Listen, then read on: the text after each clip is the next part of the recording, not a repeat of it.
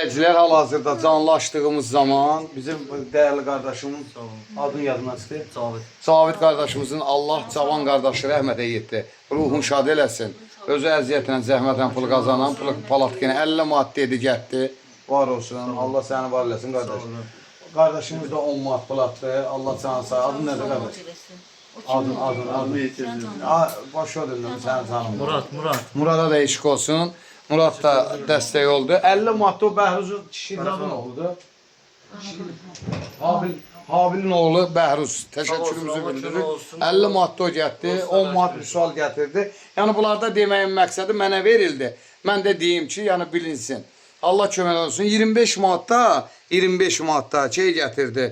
Nədir? O Səfaliyə verdi ha Məşədiyə. Kim idi qonşudan? Elsəvər. Var olsun. 25 manatda kimsə vermişdi. Onu da getdi verdi. Kimlər indi verib? Kim? 20 manat Mehmet Səməlim. Ha, o da buradadır. 20 manatda Məhəmməd Həsən müəllim. Təşəkkürümüzü bildiririk. Var olsunlar. Allah canlarını sağ eləsinlər. Demək, bu günləri Murada Allah can sağlığı versin. Bu gün yığılan pulu deyirik. Kartda 45 manatdır. Kartda bir dəqiqə.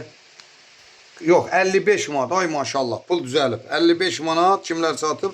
Təşəkkürümüzü bildiririk. Onu bir dənə ağzını döndərəm ayna. Bir dəqiqə. Deməli 190 manat pul yığıldı. Min şükür Allah. 190 manat heç kimdən də. Və məndə 20 manat demədi. O 20 manatı qoyacaqsan da ora. 20 manatda qoysun 210 manat. 210 manat bir pul yığıldı. Allah canları sağ eləsin. Kimlə üzümü tuturam bax elə ən böyük kənd Xırmandalı kəndidir. Elə Xırmandalı kəndindən hərə 1 manat, 2 manat versə vallah bu ev tez bir zamanda tamamlayacaq. Tamamlanacaq.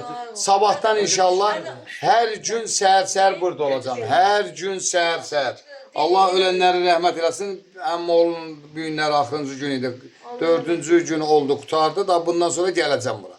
Mən də demək istəyirəm, dəyərli izləyicilər, hamı bir olağın, biz sizlərin sayəsində hər bir işin öhdəsindən gəlmişik. And olsun Allah. Təşəkkür edirəm. Var olasınız, Allah sizləri var eləsin. Azərbaycan bütün bölgəsində üzümü tuturam, dəstək olun, başda dönəm, var olun.